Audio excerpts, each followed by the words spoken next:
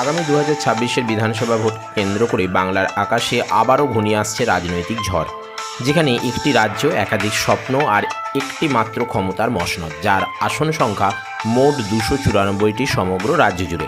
আবার এখানে জয়লাভ করতে হলে চাই 148, অর্থাৎ মোট 294টি আসনের মধ্যে ম্যাজিক ফিগার রয়েছে 148।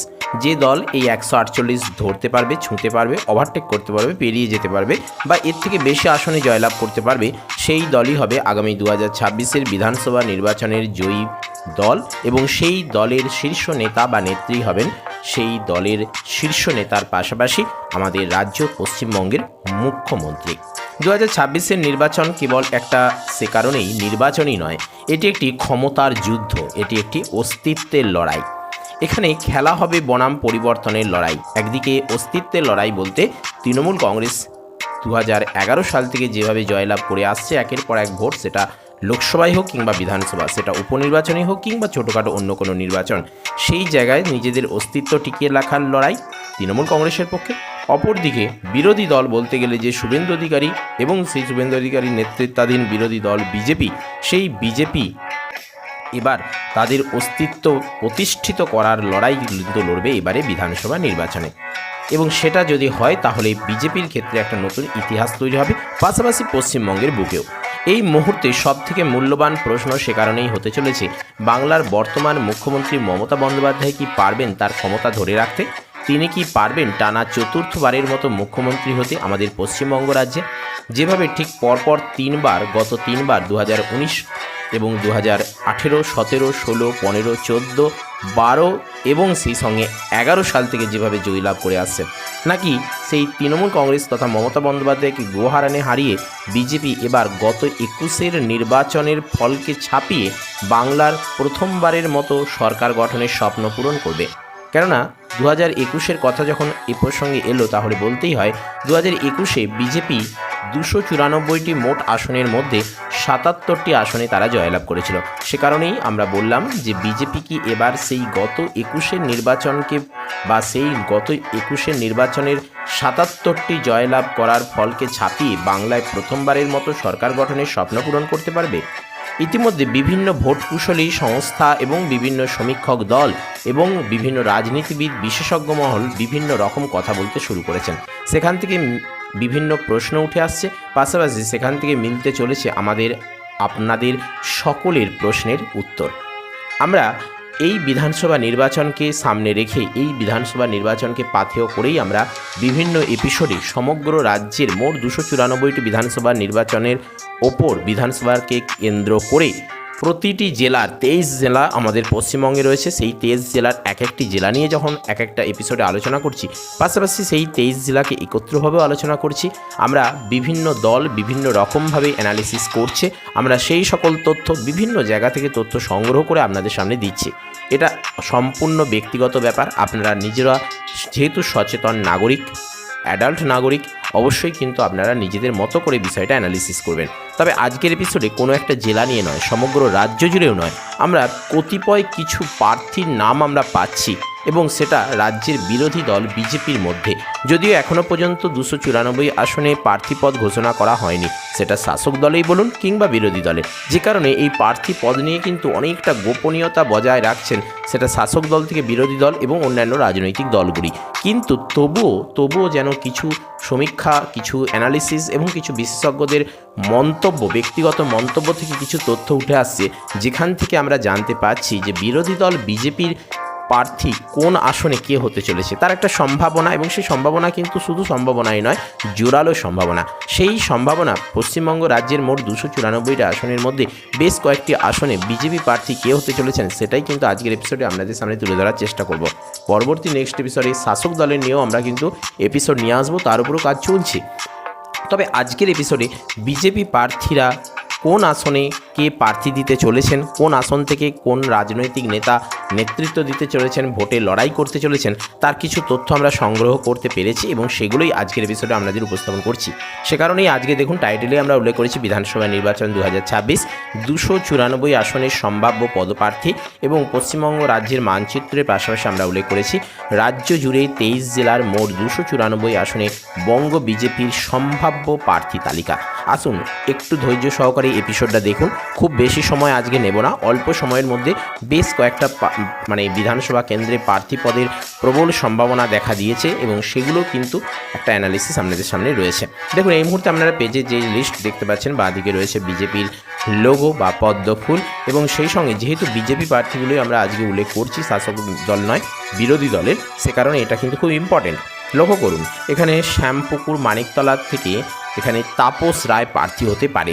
দেখুন এখানে সম্ভাবনাময়, যেহেতু আমরা সকলে খুব বেশি হয়তো গুরুত্ব দেবো না, কিন্তু এই সম্ভাবনাকে পাথেয় করে বা এই সম্ভাবনার উপর অ্যানালিসিস করেই কিন্তু শাসক দল কেন অন্যান্য রাজনৈতিক দলগুলো প্রার্থীপদ সিলেক্ট করে থাকেন। যদিও প্রথমে শাসক দল প্রার্থীপদ ঘোষণা করেন এবং তার পরিপ্রেক্ষিতে কিন্তু বিরোধী দলগুলো প্রার্থীপদ ঘোষণা করেন। আবার এমনও দেখা গেছে 2021-এ যে শাসক দল প্রার্থীপদ ঘোষণা করেছে ঠিকই, কিন্তু সেটা পূর্ণাঙ্গ চিত্র আকারে তুলে ধরেনি। অর্থাৎ মোট 294টা আসনেরই যে একসঙ্গে প্রার্থীপদ ঘোষণা করেছেন প্রথম দফায় তা নয়, কয়েকটা দফায় প্রকাশ করেছেন, যে কারণে বিরোধী দলের ক্ষেত্রে সেটা অনেকটা জটিলতার সৃষ্টি হয়েছিল, যে কারণে তাদেরকেও কিন্তু ধাপে ধাপে প্রার্থীপদ প্রকাশ করতে হয়েছে, এমনকি প্রার্থীপদ চেঞ্জও করতে হয়েছে এমন একটা সময় দেখা গেছে। সেই রকমই যত দিন যাচ্ছে ভোটের অ্যানালিসিস কঠিন হচ্ছে, রাজনীতি অনেকটা কিন্তু জটিল হচ্ছে, কঠিন হচ্ছে, টাফ হচ্ছে। আমরা বিজেপির দিক থেকে দেখতে পাচ্ছি শ্যামপুকুর মানিকতলাতে তাপস রায় প্রার্থী হওয়ার একটা প্রবল সম্ভাবনা রয়েছে। অপরদিকে ব্যারাকপুরে কৌস্তব বাগচিকে কিন্তু বঙ্গ বিজেপি প্রার্থী করতে চলেছে। এদিকে বরাহনগরে সজল ঘোষ একজন দাপুটের নেতা, জনপ্রিয় নেতা, সেই সজল ঘোষ প্রার্থী হতে পারেন। অপরদিকে ভাটপাড়ায় হতে চলেছেন অর্জুন সিং, তৃণমূল দল থেকে ছেড়ে যাওয়া সেই অর্জুন সিং কিন্তু প্রার্থী হতে পারেন। এদিকে আমরা নৈহাটির দিকটা একটু যদি তাকাই তাহলে দেখতে পাচ্ছি নৈহাটি বীজপুরে এখানে পবন সিং প্রার্থী হওয়ার একটা প্রবল সম্ভাবনা রয়েছে। অপরদিকে জগদ্দলে প্রিয়াঙ্কু পাণ্ডে প্রার্থী হতে পারেন। খড়গপুরে প্রার্থী হতে পারেন দিলীপ ঘোষ, অর্থাৎ দিলীপ ঘোষ এই জায়গাটায় কিন্তু বিশেষভাবে জয়লাভ করেছিলেন, তারপরে রাজ্য সভাপতি হয়েছিলেন, তারপর তিনি অন্য জায়গায় প্রার্থী হন, কখনো আসানসোলে দেখা গেছে, কখনো অন্যান্য জায়গায়, কিন্তু তাকে আবারও পুনরায় খড়গপুরে ফিরিয়ে আনার প্রবল সম্ভাবনা রয়েছে। এবং দিলীপ ঘোষ কিন্তু একদম নিজের ঘরের বিধানসভা কেন্দ্র বলা চলে, ঘরের মাঠে কিন্তু তার জয়লাভের সম্ভাবনা 100% বলা চলে। দিলীপ ঘোষের খড়গপুর মানেই কিন্তু দিলীপ ঘোষের নামটাই প্রথম আসে, সে কারণে খড়গপুরে কিন্তু রাজ্য বিজেপি দিলীপ ঘোষকে প্রার্থী করার একটা প্রবল সম্ভাবনা দেখা যাচ্ছে। অপরদিকে সিউড়ি, যেখানে অনুব্রত মণ্ডল শতাব্দী রায়ের বিশেষ দাপুটের ক্ষমতা, দাপট রয়েছে, দাপুটের নেতা নেত্রী রয়েছেন, সেই জায়গায় কিন্তু এবারে প্রার্থী হতে পারেন জগন্নাথ চ্যাটার্জি বিজেপির পক্ষ থেকে। অপরদিকে পদ্মশিবিরে আর যাদের নাম উঠে আসছে তাদের মধ্যে রয়েছেন বহরমপুরে কৌশিক রায় কিংবা নির্মল সাহা, যে কোনো একজনকে এখানে প্রার্থী করার প্রবল সম্ভাবনা দেখা যাচ্ছে। অর্থাৎ বহরমপুর বিধানসভা কেন্দ্রটিতে এই দুজন প্রার্থীর মধ্যে যে কোনো একজন প্রার্থী হতে চলেছেন পদ্মশিবিরের পক্ষ থেকে।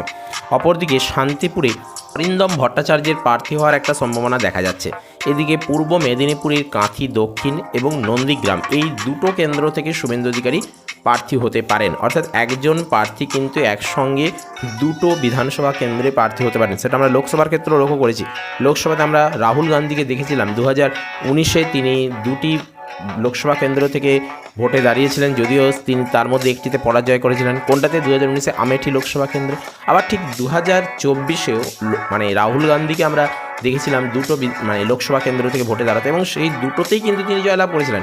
যে কারণে এই দুটোতে জয়লাভ যেমন যদি করে যান, যেমন ধরুন এখানে কাঁথি দক্ষিণ পূর্ব মেদিনীপুরে শুভেন্দু অধিকারীর নিজের বাড়ি একদম সেখানে, এবং সেই পাশাপাশি নন্দীগ্রামে যেখানে 2021-এ তিনি মমতা বন্দ্যোপাধ্যায়কে পরাজিত করেছিলেন, তো সেই দুটো কেন্দ্র থেকে যদি শুভেন্দু অধিকারী ভোটে দাঁড়ান সেটা সাংবিধানিক অধিকার রয়েছে, তিনি দাঁড়াতে পারেন। এবং যদি যে কোনো একটিতে জয়লাভ করেন তাহলে তিনি সেই বিধানসভা কেন্দ্রে এমএলএ বা বিধায়ক হিসেবে রয়ে যাচ্ছেন। আর যদি দুটিতেই জয়লাভ করেন সেক্ষেত্রে তিনি এখানে দুটিতে প্রার্থী হিসেবে দাঁড়াতে পারেন, ভোটে জয়লাভ করতে পারেন, কিন্তু একসঙ্গে দুটিতে জয়লাভের পর তিনি কিন্তু দুটিতেই বিধায়ক পদ হিসেবে থাকতে পারেন না। সেক্ষেত্রে তাকে যে কোনো একটিতে রিজাইন করতে হবে। আর যদি একটিতে জয়লাভ করেন তাহলে তো কোনো ব্যাপারই নয় যে একটিতেই তিনি রয়ে গেলেন। আর যদি দুটোর মধ্যে দুটোতেই জয়লাভ করেন তাহলে একটিতে কিন্তু তাকে পদত্যাগ করতে হবে, এবং সেই পদত্যাগ করা যে আসনটি, সেই আসনটিতে কিন্তু পুনরায় উপনির্বাচনের মাধ্যমে আবার প্রার্থী নির্বাচিত হবেন। বোঝা গেল ব্যাপারটা? সেখানেই রয়েছে আরেকটা প্রশ্ন। দেখুন 2024-এ রাহুল গান্ধী লোকসভা নির্বাচন যে হলো ভারতবর্ষকে 18তম লোকসভা নির্বাচন, সেই নির্বাচনে কিন্তু রাহুল গান্ধী দুটিতেই জয়লাভ করেছিল। বললাম আমি একটু আগে 2019-এ আমেঠি লোকসভা কেন্দ্রে পরাজিত হয়েছিলেন, আরেকটি লোকসভা কেন্দ্রে জয়লাভ করেছিলেন, সে কারণে তিনি একটিতেই রয়ে গেলেন। কিন্তু 2024-এ তিনি যখন দুটিতেই জয়লাভ করলেন তখন কি হলো, যে কোনো একটিতে থাকতে হলো, আরেকটিতে কিন্তু উপনির্বাচন হলো, অর্থাৎ লোকসভা উপনির্বাচন। এবং সেই লোকসভা উপনির্বাচনে তিনি কাকে প্রার্থী করলেন? তার বোন প্রিয়াঙ্কা গান্ধীকে। এবং যে কারণে কিন্তু প্রিয়াঙ্কা গান্ধী এই উপনির্বাচনের মাধ্যমে কিন্তু এমপি হয়ে গেলেন, সাংসদ হয়ে গেলেন। মনে পড়ছে ব্যাপারটা? এখন ব্যাপারটা হলো দুটোর মধ্যে যেটাতে সবথেকে সহজ ভোটে জেতা, সেইটাতেই তিনি পদত্যাগ করবেন, কেননা সেই জায়গায় তাহলে উপনির্বাচনের মাধ্যমে নিজের দলের ক্যান্ডিডেটকে জয়লাভ করানো কোনো ব্যাপারই থাকে না, এরকম একটা ব্যাপার রয়েছে। তো এইরকম ব্যাপার হচ্ছে বর্তমান রাজনীতি পরিস্থিতি। তো সে কারণে আমরা বিষয়টা আরও আপনাদের সামনে ক্লিয়ার করলাম যে কাঁথি দক্ষিণ এবং নন্দীগ্রাম দুটিতেই কিন্তু শুভেন্দু অধিকারীর দাঁড়ানোর সম্ভাবনা রয়েছে। এমনও হতে পারে যে কোনো একটিও হলেও হতে পারে। বেশ, নেক্সট পদ্ম শিবিরের আরও যে সকল প্রার্থীদের নাম ঘোষণা করা হচ্ছে তাদের মধ্যে হলদিয়া, যেখানে শুভেন্দু অধিকারীর বিশেষ জনপ্রিয়তা রয়েছে, কিন্তু তবু এখানে প্রার্থী করা হচ্ছে জয় মল্লিককে। একজন প্রার্থী তো আর একাধিক আসনে দাঁড়াতে পারেন না, সে কারণে এখানে হলদিয়াতে শুভেন্দু অধিকারীর জনপ্রিয়তা তো এবং তার দাপুটে নেতৃত্ব তো থাকবেই, তার দাপুটে প্রভাব তো থাকবেই, সেই সঙ্গে এখানে জয় মাল্লিককে এখানে প্রার্থী করা হয়েছে বিজেপি পদ্ম শিবিরের পক্ষ থেকে। অপরদিকে কাশীপুর বেলগাছিয়ায় প্রার্থী করা হতে পারে রিতেশ তেওয়ারিকে। এদিকে রাসবিহারীতে তুষারকান্তি ঘোষ বা শতরূপাকে এখানে কিন্তু প্রার্থী করা হতে পারে। বালুরঘাট লক্ষ্য করব, এখানে অশোক লাহিড়ী কিংবা অমিতাভ চক্রবর্তী, এখানে চক্রবর্তীটা উল্লেখ করা হয়নি, sorry for that, Ashok Lahiri কিংবা অমিতাভ চক্রবর্তীকে এখানে প্রার্থী করা হতে পারে। নেক্সট আসি আসানসোল, এখানে অগ্নিমিত্রা পালকে প্রার্থী হতে পারে। অর্থাৎ অগ্নিমিত্রা পালকে আমাদের মেদিনীপুরে, পশ্চিম মেদিনীপুর সদরে যে লোকসভা নির্বাচন, সেই মেদিনীপুর লোকসভা নির্বাচনে বা মেদিনীপুরে লোকসভা আসনে কিন্তু 2024-এ প্রার্থী হয়েছিলেন, কিন্তু কিছু ভোটের জন্য তিনি পরাজিত হয়েছিলেন। তো যাই হোক, সেই অগ্নিমিত্রা পাল বিশেষ দাপুটে নেত্রী, সেই নেত্রী কিন্তু এবারে আসানসোলে প্রার্থী হয়েছে। আসানসোলে 2024-এর লোকসভা নির্বাচনে এখানে দিলীপ ঘোষ বিজেপির পক্ষ থেকে কিন্তু পরাজিত হয়েছিলেন, সেই জায়গায় এবারে প্রার্থীপদ চেঞ্জ করে, যদিও সেটা লোকসভা নির্বাচন, এবারে বিধানসভা নির্বাচন। এখানে বিধানসভা নির্বাচনে কিন্তু অগ্নিমিত্রা পালের এখানে বিশেষ জনপ্রিয়তাও রয়েছে, প্রভাবও রয়েছে বিশেষ, এবং মানুষ চাইছেও তাই। স্বাভাবিকভাবে এখানে অগ্নিমিত্রা পাল কিন্তু আসানসোলে প্রার্থী হওয়ার একটা প্রবল সম্ভাবনা রয়েছে। অন্যদিকে হাওড়া উত্তরে উমেশ সিং প্রার্থী হতে পারেন এই বিধানসভা আসন থেকে। আর বীরভূমে আবার আসি, বীরভূমে সুভাষ সরকার এবারের নির্বাচনে প্রার্থী হতে পারেন। ওদিকে রাজারহাট গোপালপুরে দেবশ্রী চৌধুরীকে প্রার্থী করতে চলেছে বিজেপির পদ্ম শিবির। আর বিধাননগরে মধুছন্দা কর প্রার্থী হতে পারেন। নদিয়া দক্ষিণটা যদি একটু লক্ষ্য করি, এখানে কিন্তু অর্চনা মজুমদার বিজেপির পক্ষ থেকে প্রার্থী হতে চলেছেন। বাকি রইল বাঁকুড়া, বাকি ঠিক নয়, এখনও অনেক রয়েছে। কতিপয় কিছু তথ্য আমরা সংগ্রহ করতে পেরেছি, সেগুলোই দিচ্ছি। বাঁকুড়ায় সুভাষ সরকার বিজেপির পক্ষ থেকে প্রার্থী হতে পারেন। তো এই রকম কিছু তথ্য বা এতগুলি তথ্য আমরা সংগ্রহ করতে পেরেছি। এখনও পর্যন্ত পরবর্তী যে বিধানসভা কেন্দ্রগুলি রয়েছে সেগুলোর উপর তথ্য সংগ্রহ করা কাজ চলছে, এবং সেখানে কোন কেন্দ্র থেকে কোন দল বা কোন প্রার্থী বিজেপির পক্ষ থেকে প্রার্থী হতে চলেছেন তার কাজ চলছে, এবং সেই তথ্য আমাদের হাতে এসে গেলেই, সেই অ্যানালিসিস এসে গেলেই আপনাদের সামনে তা উপস্থাপন করবো। ততক্ষণ পর্যন্ত ভিডিওটিকে লাইক করে চ্যানেলটিকে সাবস্ক্রাইব করে আমাদের সাথে থাকুন। রাজ্য রাজনীতির পাশাপাশি কেন্দ্র রাজনীতি এবং ইলেকশন সম্পর্কিত যাবতীয় গুরুত্বপূর্ণ তথ্য আপনারা এই চ্যানেলের নিয়মিত টাইম টু টাইম পাবেন। তো চলুন, আজ আপাতত এই পর্যন্তই। নমো টুডে, দেখা হচ্ছে পরের এপিসোডে। জয় হিন্দ, বন্দে মাতরম।